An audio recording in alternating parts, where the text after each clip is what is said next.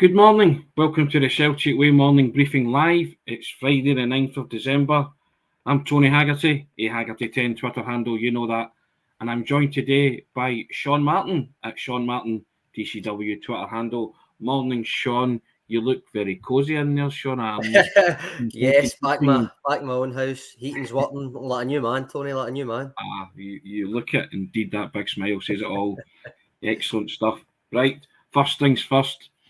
We draw your attention to the ticker tape every day. This is a Merry Christmas and festive deal that we've got going on in the Celtic Way.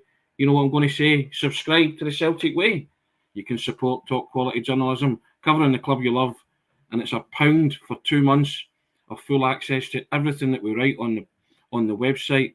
That's your statistics and tactical analysis and data, big interviews, all that kind of stuff. It's all on the website. Check it out, or you can enjoy 25% off the yearly price, which takes it down to £26, a bargain. And all you have to do is hit a button, www.celticway.co.uk/subscribe. That's www.celticway.co.uk/subscribe. We've got offers on all the time, Sean. It's value for money, isn't it?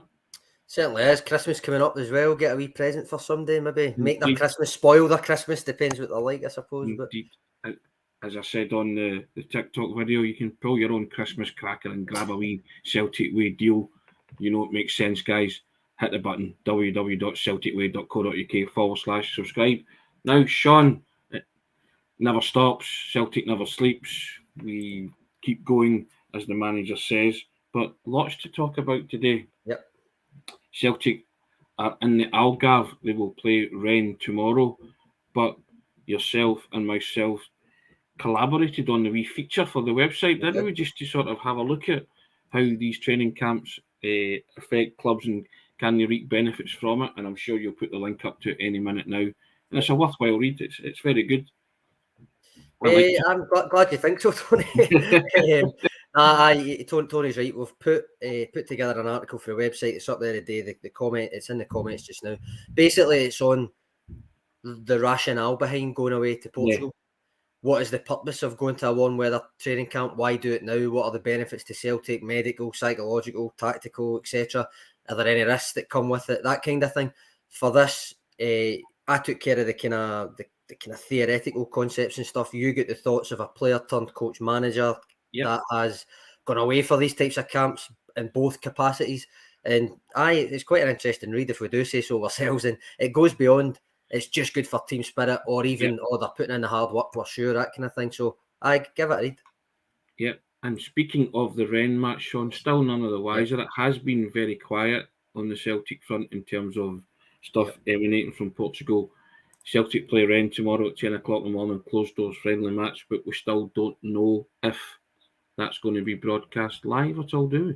No, still not. I mean, there's been something of a media blackout while Celtic have been away, which, like, I suppose you should really announce if there's going to be one, but if it's like the theory behind it is it's a genuine we are away and nobody's coming into this bubble, that kind of thing, then you can see the logic in it. It would have been nice to have been told that right enough. But they're playing Rennes while they're out there tomorrow morning, 10 a.m. GMT, so 10 a.m. Glasgow time, Celtic Park time, Greenock time, East Kilbride time, whatever time you want to put it here, which is the same time as it is over there as well, to be honest. It's only for Rennes that it changes when they're giving their fans the warning that it's 11 a.m. But still not being broadcast, Tony's right, as far as we can see. I checked Stade Rennes TV as well, Tony, and it's not listed. It's not listed on there, although to be fair, that part of their website hasn't been updated in years. So for all I know, it could be on that, but it's not. It's certainly not on their website saying that it's going to be on. And Celtic have been radio silence on it. I suppose whether it's broadcast or not, you still will find out details about it, Tony. We'll still get details. So in that regard, what do you want to see from it, or what do you want to hear from it? In that regard, as many first team players getting minutes together as possible, or is it more about tactical stuff, or the fringe players getting action? Or? I think the big takeaway from it is you just hope Callum McGregor gets on the park at some point, don't you? Yeah. I think that's the most thing that the uppermost thing on Celtic supporters' minds, that he gets on the park and he comes through unscathed. I mean, there's a lot of other sorts of caveats to it, but it's been so low key that you just think to yourself, well, you know, the result doesn't matter because it's not. You just hope that whoever plays doesn't get injured, isn't it? That's more to the point. Aye, that is the same. It's you almost treat it like an international break at that point. Just come back fit. But for me, I mean, I think I kind of think on it the same as pre-season in a way. You're gearing up for competitive action to return, and as such, you'll be wanting to see those kind of idiosyncrasies and those learned behaviours, and tactical concepts, and all that play out as Ange and his staff are trying to impart them. Unlike the Sydney FC game, he'll also presumably want to see them bring a competitive edge to a game.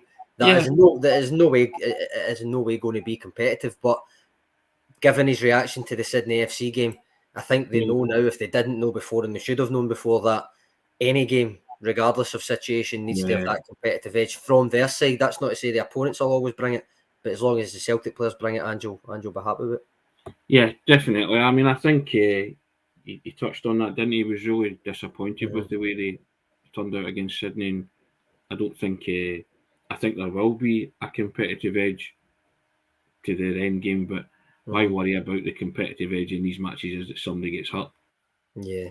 So that's but that's by and by. It can happen. I suppose that's a risk anywhere, isn't it? That's a risk for training as well as anything else, but especially if the training is high intensity, is what they say. So indeed, but I'm just wondering, how he'll shape up, and kind of if he does have an eye on hitting the ground running when they come back against Aberdeen at Pittodrie, which would be interesting in terms of his team selection. These are all things that will play out soon enough.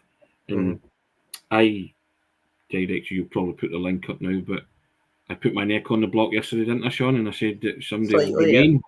Yes. I wrote a piece about Georgios Giakoumakis, and I gave the reasons why I think he will stay at Celtic, and it's on the website. Sean's put up the link there, but there was a rationale behind it, wasn't there, Sean? It wasn't just I think he'll stay.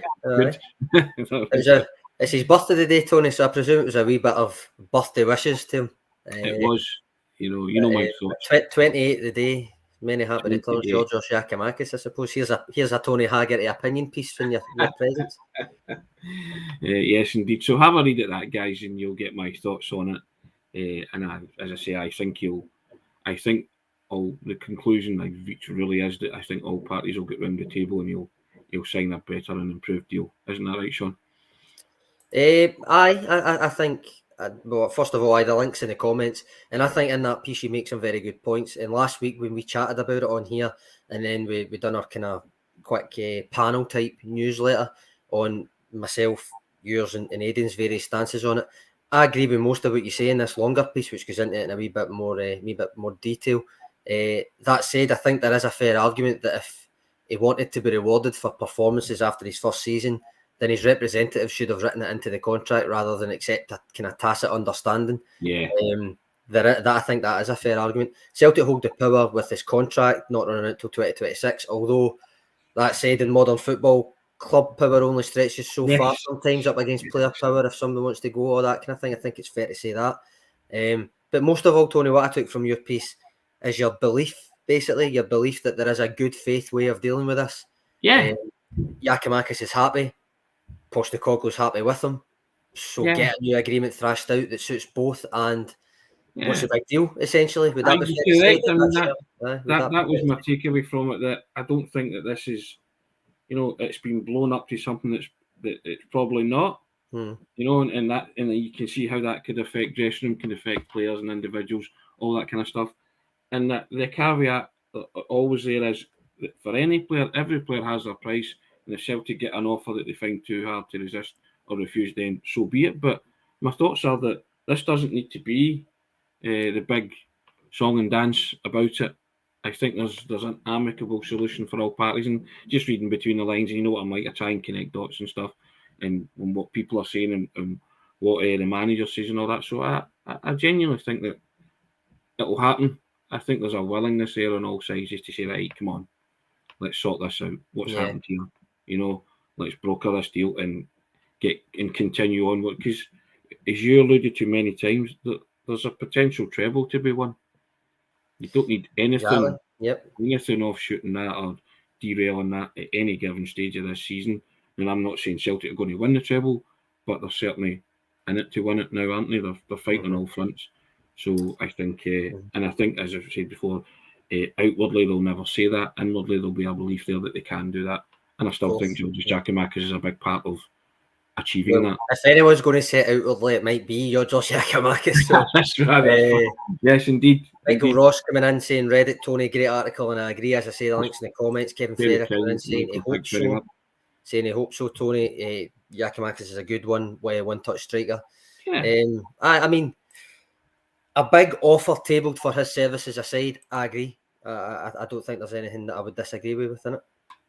Yeah, and you make the point that you're not going to bust the bank here, so be realistic. Come on. And I just think there's 28. He might have one more big move in him, but there's not many massive moves leaving Celtic, is there, Sean? No, well, as you say, as you said, in it, a lot of players do think the grass is greener. It's very rare that it is actually greener than Parkhead. Yeah. So, yep, I lot to think about. Yeah. Now, another thing that sprung to mind and it's come up is the future of Ideguchi at Celtic Park, Sean. There's various stories doing the rounds that he could be heading for a January exit. And I think it's of the Japanese players that were signed, Ideguchi's the one that Celtic players have just not seen the best of him or had a chance, really, have they? He got injured against Alloa in the Scottish Cup tie, and it really set him back, didn't it? So if he leaves, it's very unfortunate. Some players come in and are beset by bad luck, and that's what's happened to Ideguchi in this situation. Basically, I think there's obviously some chat that there could be a route back to the J1 league. Not really surprised, I suppose. Maybe thought this would come about at the end of the season rather than now, but I mean, he's not in any way forced his way into the squad, much less the team. That injury at Alloa that you referenced was ill-timed, and so was picking up a knock in pre-season. But he has been fit for the majority of his time here, I would say, and he's still not got in. With so many ahead of him in the pecking order too, it just seems that Ange Postecoglou's prediction or expectation, whatever word you want to use, that Ideguchi would have a bigger role to play this season, it just seems like it's not going to come to fruition. And if he's just going to be making up the numbers, then I think the club would be in the right to take the chance to let him go if it arises. I think a mutual partner of the ways would seem a decent solution there, Sean, for both Celtic and Ideguchi. Yep. Tony Kaiser coming in saying, by the way, Kaiser, I hope your heating's fixed as well. You were having problems. He says he would prefer James McCarthy to go and to give Ideguchi another 6 months. Where do you stand on that? Because I've seen another comment here, Tony, that I will put up.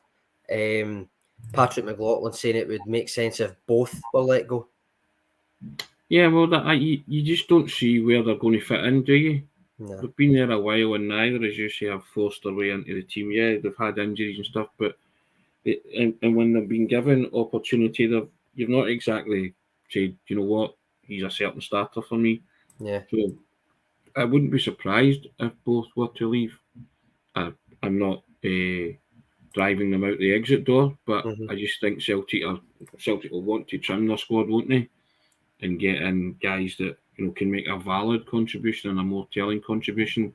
And I think if you look at Ideguchi and McCarthy, they've been unfortunate, but their contribution hasn't been telling, has it?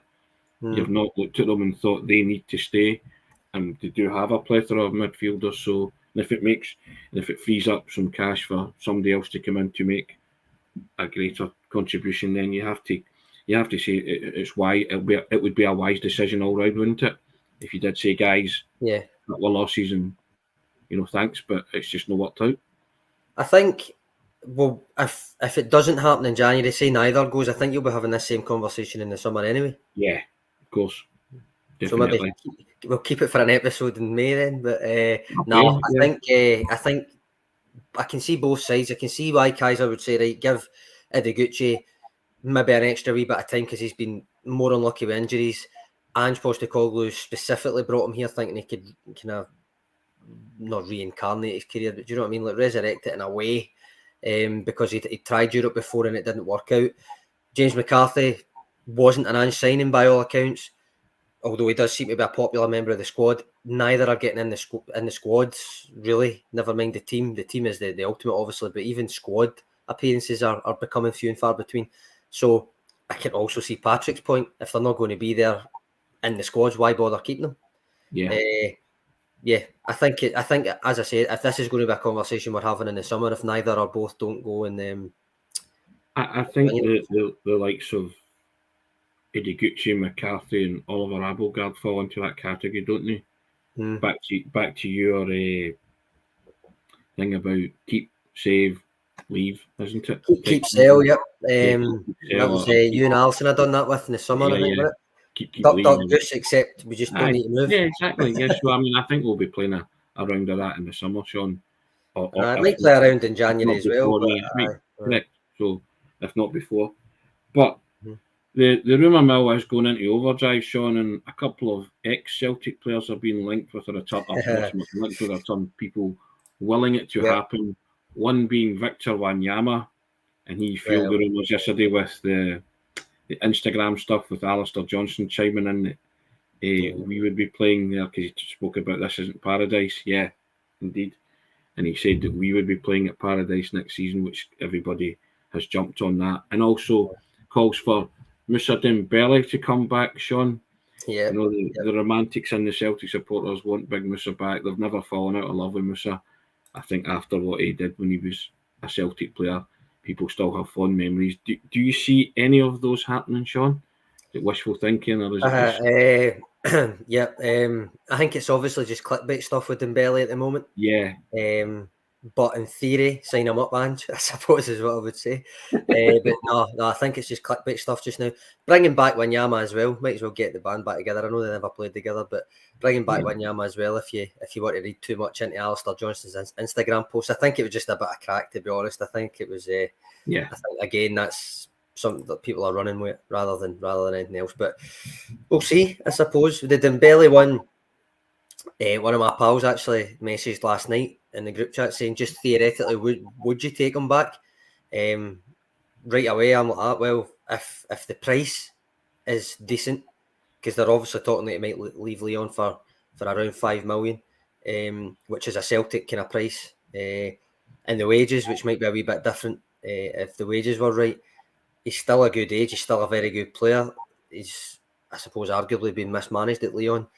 I think he would suit Ange Postecoglou, but I'm not going to get too carried away with it, Tony, because I do think it's just clickbait stuff at the moment. Yeah, and and I think as well there've been other stronger links, haven't they? Mohamed Magdy being one of them, Sean. And yes, Tony, aye, that's I think we should bring that up immediately because it was yourself, Tony, that kind of progressed this story a wee bit yesterday. Mohamed Magdy, Al Ackley midfielder, we've spoke about him a couple of times in the last week, but it's potentially you did some digging yourself, Tony, didn't you, on that one? You spoke to a source close to the player who confirmed to you that while Celtic are interested, another club has entered, or should I say re-entered the race for him. Is that right? Yeah, and that club was Sivasspor from Turkey, and there's 3 Turkish clubs showing real interest in signing Magdy, so which is Galatasaray, Besiktas, and Sivasspor. Now, Sivasspor had a bid knocked back in the summer, didn't they? So, but their interest hasn't gone away. They haven't gone away, and as you just said, rather, it's came back. It's came back. They've kind of re-entered the race. So, Celtic face a battle to land Magdy if that is the case. But I think Celtic's interest is real. But I don't think any of the clubs who are interested have made any firm or concrete offers for the player who's valued around, 3.5 million, 4 million mark, Sean? So they say, yep. I think Sivasspor's bid back in the summer was significantly lower than that. Yeah. So if they're back in the race, as you've been told, then you would presume that they're aware that there's now not only other suitors, more high profile suitors, potentially in the shape of Celtic, but also from their own league in terms of Besiktas, Galatasaray, and then a very much richer suitor, apparently, reportedly, Al Ittihad from Saudi Arabia. Yes. As well, then you would imagine if Sivasspor are getting back involved in that, then they know it's going to be a bigger price or a larger price. So it's interesting, and I don't think Celtic will want to get into any sort of bidding war for a player in midfield, because I don't think it's necessarily that important. You know what I mean? I don't think. But nonetheless, I think he looks like a good player. I'm still resisting on pulling that trigger for a scouting report, Corey. It might be about time, but I've still resisted just now. But yeah, we'll see what happens. And it was credit to yourself for progressing that a wee bit and getting the news from the source close to the player that Sivaspor had re-entered the race as well. So it was another competitor. Now, another name being flung into the frame this morning, Sean Chinesian, midfielder. I don't know if I'll get the pronunciation right, but Aissa Laidouni or whatever the way you want to say it. It sounds a bit like Scottish, doesn't it? A wee Laidoun. But Laidouni, yeah. Well, I hope he's not lying down if he joins. He's centre midfield. Yep. Again, Sean, yeah. We deal with them as they come along, but as you've always said, the kind of policy is not to go heavy into taxi driver rumours, let's call it that, until there's something more concrete. But this is a name that's appeared in 2 national newspapers today. I mean, it remains to be seen whether the link is speculation, paper talk, or agents maybe just putting names around. Yeah, both of the outlets that are running it today, I think I've taken it from the same source, which is Foot Mercato, French transfer market website kind of thing.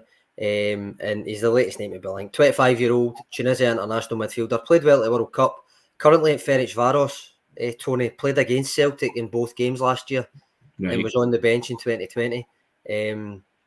But that report in Foot Mercato mentioned Celtic among other clubs such as Wolfsburg, and there would be maybe a couple of English clubs as well as potential destinations. That was the sum total of it. There was no, it was just their understanding. It wasn't like this is definitely happening. The club has said this is happening, or the player has said this is happening. This is just their understanding. So I suppose you chalk this one up to let's just wait and see what develops. Yep. Whereas with the Mohamed Magdy thing, thanks to yourself, there is another angle with that now, which is another club have entered that race, and it would be that wee bit harder for Celtic if they do want to get him. Stuart Ross is on the starting blocks though, isn't he? He will be, yep, yes. He will be, yeah. If you're watching Stuart,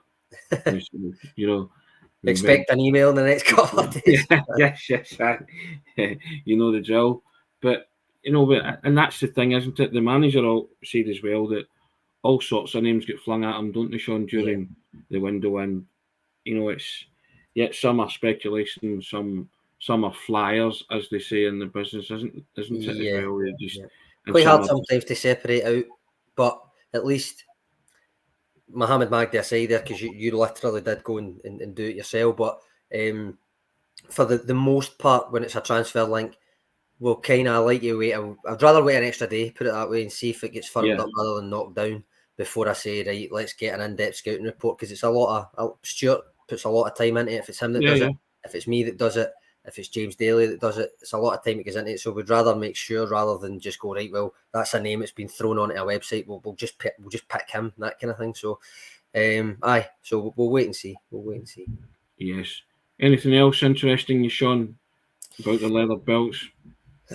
I think we've pretty much covered it. Do we dare go for a score prediction, Tony, when we don't know what's happening tomorrow? Dare we do it?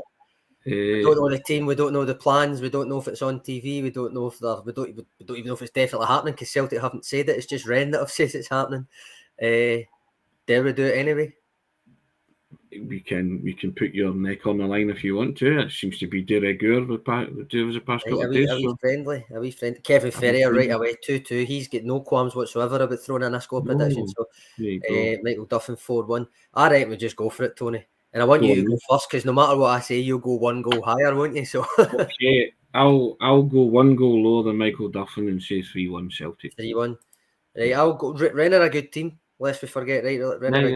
They're warming up for their Liga 1 campaign to start again. So I'll go 2-2. I'll go the same as Kevin. I'll go the same as Kevin. You reckon? Yeah. No, I think Ange will be telling them Sydney Wanderers wasn't acceptable. So never again, guys. Yeah, Sydney FC. Sydney FC. I agree with that. He'll be like, nope, come off that park, having given everything, even if it's a friendly, for however many minutes you're on the park. And I think you just need to look at the weather in this neck of the woods, Sean, and sensible, I think, for Celtic to go away, get a bit of sun on their backs. And I said in that piece, Yeah. although it's warmer and all that, it's raining in the Algarve, but yeah, you'd still rather like rain in the Algarve than blizzards at Lennoxtown, wouldn't you? So Yeah, and minus temperatures back yeah, home. But still when 18 degrees over there. Let's not forget. So yeah, but I spoke to the former player and managers who said that players' demeanour changes when you tell them they're going away to sunnier climes, and I guess that, and the valuable commodity that the manager has had with them this week is time. All managers love time with players, so I think Celtic will have worked really hard, knowing the way Ange Postecoglou thinks that he loves having the players together, and he never hides from the fact that he works them hard. But that's why they're well drilled, and that's why they play the way they do and can play the way they do, because it's repetitive on the training ground to the point where practice makes perfect. Yeah, I mean that's got to be the aim. Kaiser coming in saying it will be competitive to blow the down under performances away 4-1 to the Hoops. William Lamont had put it up a minute ago, said 3-2. Kevin Ferrier simply says we're right, Sean. So 2-2 it must going to be. Well, there you go. There's another one here. Edward DeVos says 2-1 in a brawl, which I think is potentially a wee nod to the Hearts game the other day. Which was that ended in, what do they call it, fisticuffs, but it wasn't far off it. Which was bizarre, wasn't it? A bizarre bit of footage, and yeah, you don't like seeing that, do you? But there's competitive, and then there's that, Sean. Yeah, aye. Mm-hmm. So yeah, well, there you go. We'll see. It'll come out in the wash 10 o'clock tomorrow. Still up in the air as to whether there'll be coverage, Sean, and whether we'll be working or not. So mm-hmm. Yeah, I know. Hopefully it's confirmed at some point today, not 9 a.m. tomorrow, but we'll see. We would like to think so, but listen, if it's on, we'll be covering it, Sean. We'll have a look at it and do our usual in-depth stuff on it, man by mans, and player ratings and colour pieces, you name it. We'll have our opinion pieces on it and do our stuff on the site. But we're still waiting confirmation in that, and it's been fairly low key, Sean, the trip to Algarve, and I think maybe that's the way the manager has wanted it. But considering all the razzmatazz in Sydney, I think it must be deliberate. Yep, which is fine. As I say, if that's the kind of theory is, listen, this is a trip where there will be no distractions, there will be no media commitments, there will be no even. Assuming the club isn't over there filming their own kind of stuff as well, because that's not been getting put out either, then there'll be no media commitments at all. There'll be nothing apart from concentrating on us, we're training, the tactics, what we're trying to do to get ready to go and win this treble when we go back. I don't see a problem with that. It would have been nice, as I say, to be told that was going to be the attitude from the get-go, to acknowledge it a bit more. But regardless, if that is what they're going for, I don't have no problem with it. I think it's fair. Business as usual, I think the manager has been saying. Minus Juranovic in the World Cup stars, which is and Alistair Johnston, if he's still in Lake Como, I think. But yes, indeed, but he'll be joining the fray soon. And and as you say, if that's the way the manager wanted it, then who are you and I to argue with that, Sean? yeah, I know. Yes, indeed. No worries. Well, we shall end it there, guys. Just short of half an hour. Hope you have a fabulous Friday and a great weekend. Hopefully we do get to see what happens against Rennes in the friendly, but failing that, we'll get the information, Sean. We always have ways and means of finding out. At the very least, the score, and hopefully the scorers will be on the news section of the website at the very least. But hopefully it's more than that. And guys, a couple of you have mentioned and said that you enjoyed the Martin O'Neill. Kevin came in. Yeah, so thanks for that. Really appreciate it.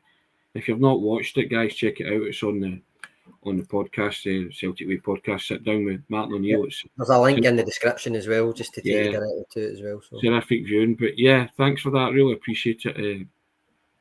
As I said before, myself and Sean really enjoyed it. So and it's glad to see that lots of other people are enjoying it as well, because he was in sparkling form. Excellent stuff.